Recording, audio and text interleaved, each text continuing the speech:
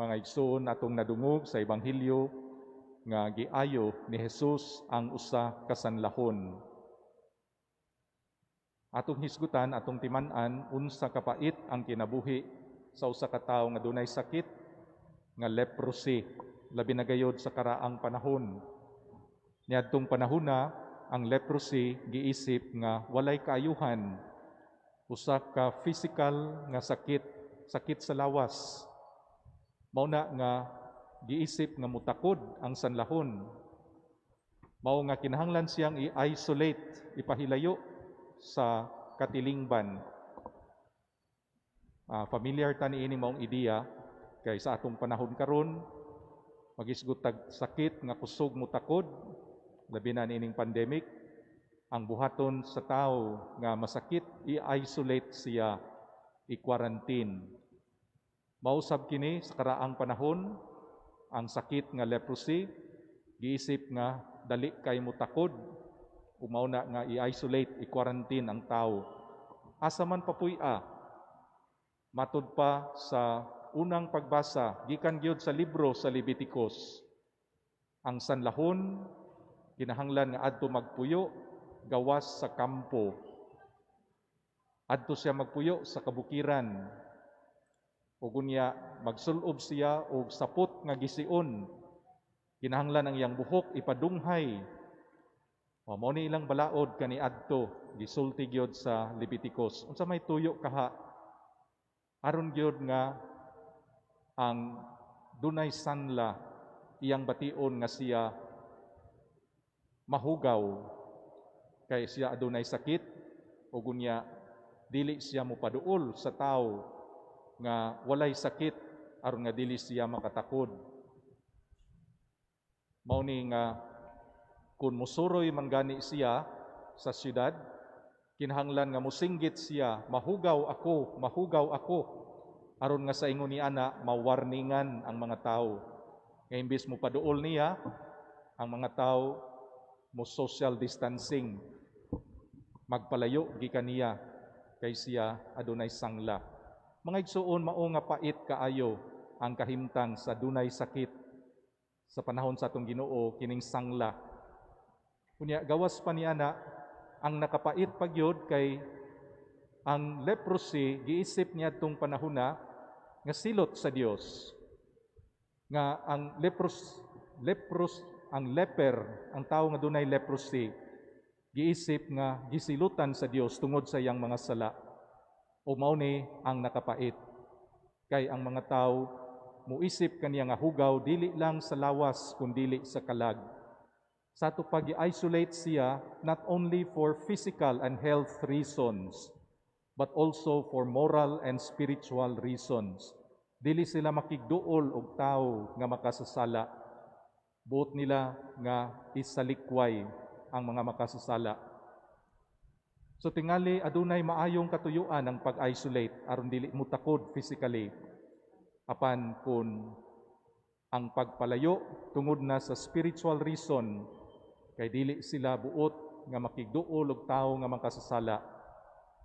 Mao na nga bation gayod sa makasasala kung unsa kapait ang iyang sitwasyon nga siya mahibulag sa community, i-isolate ug ang mga tawo dili maayo og pagtagad kaniya o giisip siya nga mahugaw.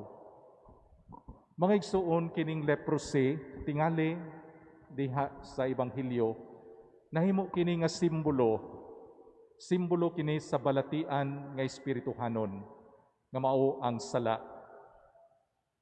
Kita nga mga makasasala adunay matawag nato spiritual leprosy. Kung doon natay sala nga mortal, sumala pa sa katisismo, wala kita magapuyo sa kinabuhi sa grasya sa Dios. Nganuman, kay tungod sa kadako sa sala nga atong nahimo, matud pa sa katisismo, ang tao nga naa sa sala nga mortal, dili siya mahimo nga mukalawat, kay dako nga sacrilege ang pagkalawat, kung ikaw naa sa kahimtang sa sala nga mortal. Kung yan ang pagiha, may nguntang ang makasasala Mura siya na lahi, na isolate sa uban. Buot unta siya nga mukalawat sa Ginoo apan dili pa mahimo. Kinahanglan una siya nga mukumpisal, kinahanglan nga maghinulsol. Apan atong makita nga sa Ebanghelyo, unsa man ang attitude sa atong Ginoong Hesukristo.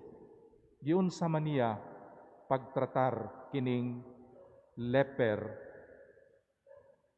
Gihikap ni Jesus ang sanlahon, ug unya iyang giayo.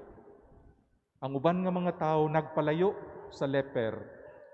Dili sila buot muduol kay makasasala. Dili sila buot nga mahimong mahugaw kay naa sila kauban sa usa ka makasasala. Apan si Jesus iyang giduol, ug wa lang niya duula, iya gyung gihikap ang leper.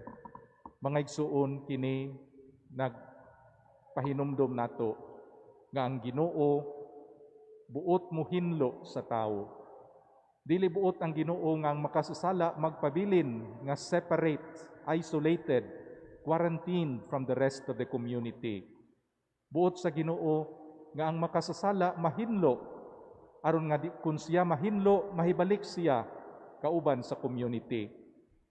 O mao di ay nga atong attitude sa mga makasasala, dili ang pagkondenar sa persona sa nakasala.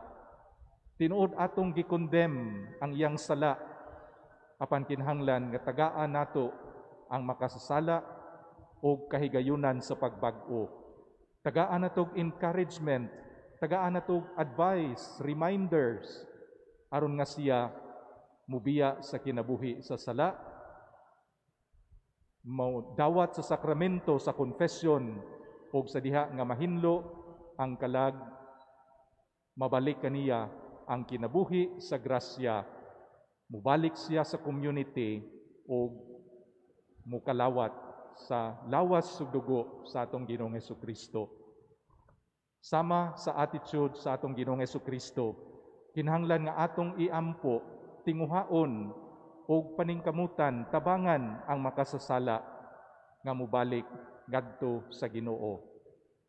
O kung pananglit kanang maong makasasala, ikaw, ako, unsa may akong buhaton, sama sa gihimo nining leper, miduol siya kang Jesus, kay nasayod siya nga si Jesus ang makahinlo kaniya.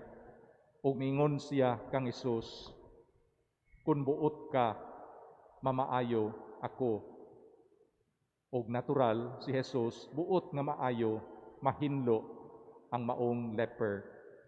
Kita usab sa atong pagkamakasasala, muduol kita kang Jesus ug mangayo kita, Ginoo, kun buot ikaw, pasaylua ako, hinlua ako sa akong sala. Ug natural si Jesus moingon, buot ako nga ikaw mahinlo, buot ako nga ikaw maayo, buot ako nga ikaw mahibalik sa sakto nga dalan. Mga igsuon, pasalamat ta sa kaluoy o pasaylo sa Dios nga kanunay naghinlo kanato sa atong mga sala.